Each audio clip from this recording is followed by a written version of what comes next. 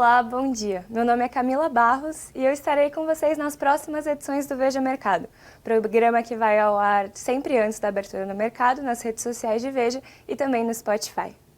Hoje, os futuros americanos e as bolsas europeias operam entre perdas e ganhos. Ontem, o Ibovespa fechou em alta aos 127 mil pontos, mesmo com o clima de pessimismo no exterior, ocasionado por uma entrevista de Jerome Powell no domingo. Hoje, aqui no Brasil, o Banco Central divulgou a ata do Copom da semana passada, ocasião em que o BC decidiu baixar a Selic em 0,5 ponto percentual a 11,25% ao ano. Para falar comigo sobre esses outros assuntos, eu convido à tela Luciano Costa, economista da corretora Monte Bravo. Tudo Camila, bem, Luciano? Tudo bem? Como vai? Bom dia, tudo bem? Prazer. Prazer. Luciano, eu gostaria de começar te perguntando sobre a ata do Copom. Que pontos a gente pode destacar do documento? O que você viu ali? Então, a ata, ela trouxe a mensagem muito parecida com as anteriores, né, de que o Banco Central segue, né, no ciclo de cortes, dado a desinflação que a gente está tendo, né, nos últimos meses. Porém, ele traz algumas questões, né, em relação ao cenário olhando daqui em diante, né. Por um lado, ele levanta a questão da dinâmica do mercado de trabalho e a pressão que a gente está vendo agora, né, nas negociações salariais, com algumas categorias tendo ganhos acima, né, da inflação, né, olhando pelo horizonte da meta, né, e, portanto, ele faz uma discussão sobre a continuidade do processo de inflação dentro do grupo de serviços, né, que é um item importante da inflação, né? E, por outro lado, ele também coloca outros fatores que podem ser favoráveis, né, como a dinâmica de preços de commodities, né, uma continuidade, né, de uma mudança de preços relativos, principalmente bens caindo, que pode ajudar a inflação como um todo, e alimentos, né, dado que a gente está passando por um choque de El Niño esse ano, e o ano que vem pode ter essa reversão. Mas, no geral, a ata ela trouxe uma mensagem parecida com o que já estava, citando, né, que os 50 pontos, né, o 0,50 de corte por reunião provavelmente vai permanecer nas duas próximas reuniões. Ele tem feito esse forward guidance, né, essa sinalização futura para 2 reuniões à frente, ele manteve isso, e do ponto de vista da sinalização sobre a extensão do ciclo, ele também colocou uma informação talvez adicional, que é a questão, né, de seguir perseguindo o mandato dele, que é a meta de 3%, ou seja, ele continua reafirmando que a política monetária, ao final do ciclo, ainda vai se manter num patamar contracionista, né? Ou seja, você vai ter ainda um juro real ainda acima do neutro ao final desse ciclo, né? Então, é um pouco mais cauteloso nesse sentido. Tá? Legal. Agora, falando de juros lá fora, nesse final de semana o Jerome Powell deu uma entrevista dizendo que o Fed ainda acompanha com muita cautela o movimento dos juros lá fora e desencorajou os investidores a acreditarem num corte para março, né? Aí eu queria saber, o Fed Watch, a ferramenta ali do CME, indica que 16,5% dos agentes do mercado acreditam agora numa redução em março, sendo que em dezembro do ano passado esse número chegava a 70%. Mas a maioria deles ainda acredita numa redução para maio. Você acha que é razoável imaginar esse cenário ou talvez seja wishful thinking do mercado ainda? Como você vê isso? Eu acho que o mercado ele oscilou, veio para uma precificação muito otimista, né, como você mesmo citou, né, chegou a ter 70% de probabilidade de corte em março. Isso parece muito pouco provável, tanto pelos dados mais recentes, né, do mercado de trabalho, que a gente teve a sexta-feira o payroll, quanto o próprio press conference pós-reunião do Fed na quarta-feira, quando o Powell disse que o corte não é iminente, e também, né, com a entrevista que ele deu, né, no final de semana, também reforçando esse cenário. Olhando para frente, maio ainda continua sendo uma probabilidade menor, né, dado que a gente teve agora uma bateria de dados um pouco melhores, principalmente do lado da atividade. Então, talvez o que a gente imagina, e é o nosso cenário base, que o Fed ele comece a cortar os juros a partir de junho e faça 5 cortes ao longo do ano, trazendo os Fed Funds para 4,25. Então, a lógica é o Fed ele posterga um pouco mais o ciclo, né, o início do ciclo, acumula mais dados, né, então o Fed ele precisa, nesse momento, visto que a atividade surpreendeu, né, com os dados de mercado de trabalho de confiança melhores, apesar da inflação continuar caindo, né, na margem e vindo para a meta, ele precisa de um pouco mais de informação para poder ter confiança. Inclusive, essa foi a palavra que o Paulo usou durante o press conference. Ele precisa ter mais confiança, né, no processo de desinflação para ele poder começar o ciclo. Então, a gente acha que junho fica um ponto preferencial para começar o ciclo. Mas maio, eventualmente, se esses dados de curto prazo se confirmarem, né, a economia ela voltar a diminuir a velocidade dela e a inflação continuar bem comportada, maio pode ser um ponto de início, mas agora parece bem menos provável, dado a dinâmica mais recente e os discursos, né, do próprio Fed. Legal. E como esse cenário de juros nos Estados Unidos afeta a decisão do Banco Central brasileiro? Ainda é possível falar em um aumento no ritmo de corte da Selic? Então, o próprio Banco Central é interessante, ele fala sobre isso na ata, né, ele fala que não tem uma relação mecânica, né, entre a política monetária, né, dos Estados Unidos e a política monetária aqui dentro, né, acho que dando a entender de que, né, no caso, a gente, né, tem um processo de desinflação, ele olha, obviamente, o cenário global como um item aí da decisão, mas não é o mais importante, obviamente o mais importante é o cenário doméstico, e, portanto, olhando o cenário doméstico, a chance dele acelerar o corte de juros parece pouco provável, dado que ele colocou hoje na ata que, né, dado a melhora que a gente está tendo na inflação e o nível que ele tem ainda de espaço para poder diminuir o juro real da economia, o pace, né, o ritmo de 50 parece apropriado. Então, ele não acha que tem uma situação qual que né, você consiga acelerar eventualmente para 75 nesse ponto do ciclo. Também é importante salientar que o Banco Central, ele provavelmente já avançou, né, agora, quando está com 11,25 de Selic, mais 2 cortes, ele vai vir para 10,25, que é o que ele está falando, né, 2 cortes de 50. Então, chegar nesse ponto e eventualmente acelerar, parece que já não vai fazer mais sentido também do ponto de vista de política monetária. Você já está mais próximo do ponto de chegada, né, dos juros, a gente tem um cenário de 9,25, então sair ali do torno do 10 e acelerar não parece fazer muito mais sentido. Então, o ritmo de 50 parece ser a preferência realmente do Banco Central.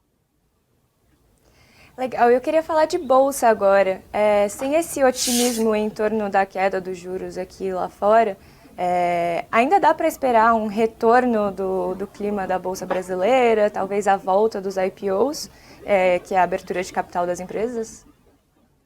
Então, aí a gente tem que separar duas questões, né? Por que a Bolsa ela teve um final de ano muito bom, né? A gente chegou ali acima dos 130 mil pontos, quase 75 mil pontos, mas agora teve um janeiro um pouco pior, né? Acho que isso a gente tem que entender que faz parte da volatilidade do mercado, provavelmente reflete um pouco as incertezas que se colocaram lá fora, principalmente em relação ao Fed, as treasuries subindo, isso gera uma volatilidade maior dos ativos de países emergentes, mas olhando para frente, aí, respondendo a sua pergunta, tem 2 fatores que a gente acha que são fundamentais para uma boa performance, tanto no mercado, né, tanto do Ibovespa como um todo, a Bolsa como um todo, e também com relação à abertura de capital. Né, um deles é a queda de juro real, né, a gente vai ter um processo aí contínuo de redução de juro real, né, a gente vai sair de um juro real que no auge do ciclo chegou a 9%, vai para 100% em termos reais, ou seja, tem 400 pontos de impulso monetário para a economia provavelmente vai crescer esse ano num ritmo relativamente saudável, em torno de 2%, a nossa projeção. Lembrando que esse crescimento ele vai ter uma característica diferente do ano passado, vai ser um crescimento mais heterogêneo, mais difuso, portanto a sensação de crescimento vai ficar mais claro. O ano passado, a gente teve um crescimento muito concentrado na agricultura e no setor externo. Então, esse ano, o lado doméstico da economia vai provavelmente liderar esse crescimento, o consumo, o investimento retomando. Então, isso favorece muito as empresas, né? Então, só para ter uma ideia, esse ano, né, a gente, no ano passado, provavelmente terminou um ano com um crescimento praticamente zero dos lucros das empresas. Esse ano, a gente vai ter, né, provavelmente, crescimento em torno de 15%, já tem casas falando até de 20%, 22% de crescimento de lucro das empresas. Então, nesse sentido, o que vai acontecer é que os múltiplos das empresas vão melhorar. Então, a Bolsa hoje ela trabalha com um múltiplo em torno de 9 vezes, quando o normal dela é 12. Só essa correção de múltiplos, né, dado que os lucros das empresas vão melhorar, já levaria uma valorização das ações. E, portanto, a gente tem uma visão otimista para o Ibovespa desse ano, a gente está com na nosso call aqui da casa oficialmente de 170 mil pontos, né, parece muito, mas considerando essa reprecificação de múltiplos e também considerando os cortes de juros e a aceleração do crescimento doméstico, a gente acha que esse nível né, esse patamar pode ser atingido até o final do ano. E nesse sentido, né, considerando também que lá fora o Fed vai começar a cortar juros a partir de junho, né, ao longo do segundo semestre, isso provavelmente vai atrair, né, investimentos estrangeiros, né, vai trazer de novo investidor estrangeiro para a Bolsa e provavelmente vai facilitar aí a abertura de capital de várias empresas, né. Acho que a combinação corte de juros lá fora, uma liquidez global que vai crescer e aqui dentro um juro real que vai caindo e a economia acelerando, ela acaba sendo muito favorável para o mercado de ações. Ainda falando de juros aqui, a gente sabe que o movimento da Selic não depende só do cenário externo, mas também do avanço de uma agenda econômica. Com o Congresso de volta do recesso, o que você espera do avanço das pautas? Quais são suas expectativas? E que pautas precisam avançar para possibilitar quedas maiores no futuro? Ou quedas no mesmo ritmo? Sim. Acho que a volta do Congresso agora, né, ela vai ser bastante importante, principalmente para a questão da discussão da meta fiscal desse ano. Lembrando, né, o governo tem uma meta zero, né, de resultado primário.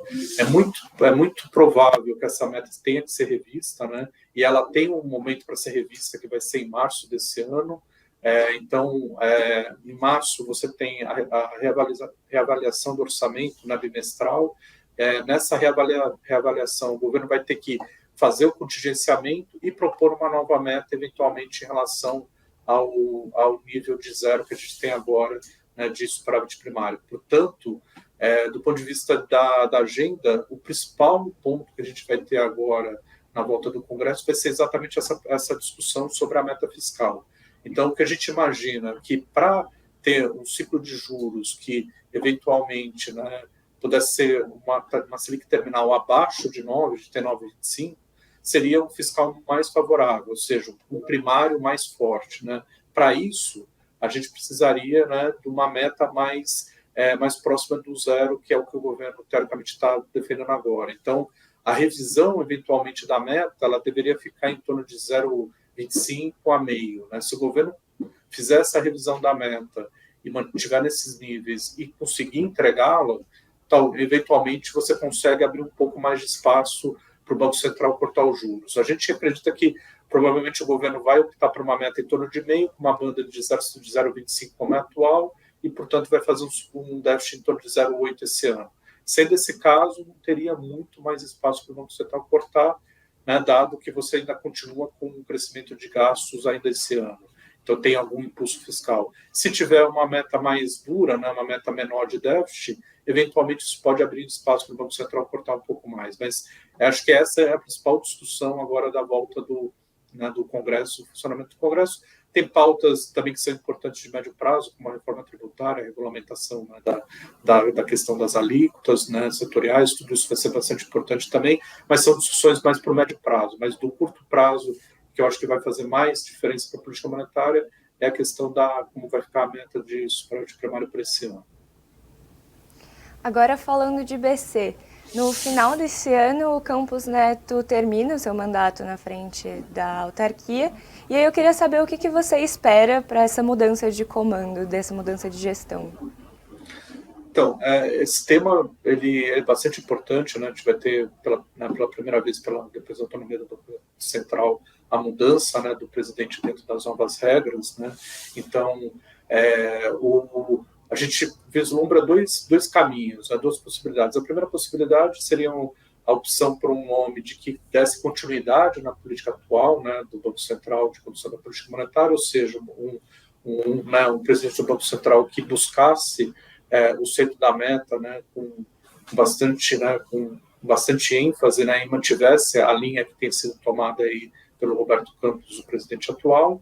Um outro cenário alternativo seria um presidente do Banco Central que aceitaria, né, teoricamente, acomodar um pouco mais de inflação, né, então ele poderia ter uma ênfase maior na banda, né, da inflação, ou seja, você tem um centro da meta que é 3, com 1,5 de banda, você poderia ter uma inflação flutuando até 4,5, e, portanto, ele poderia, ao longo do tempo, né, deixar a inflação, né, dado um choque, ela voltar uma desinflação um pouco mais moderada, né, e usar mais a banda como um instrumento de convergência. Então, a gente tem essas duas possibilidades. Olhando agora, né, parece cedo ainda para saber qual tipo de opção que o governo vai tomar, né, mas, obviamente, a implicação, né, da segunda opção para o cenário, ela acaba sendo uma política monetária mais não tão dura como a gente tem, né, talvez tenha quando você está buscando exatamente o centro da meta, com consequências aí dentro do cenário. Né? Na média, você provavelmente vai ter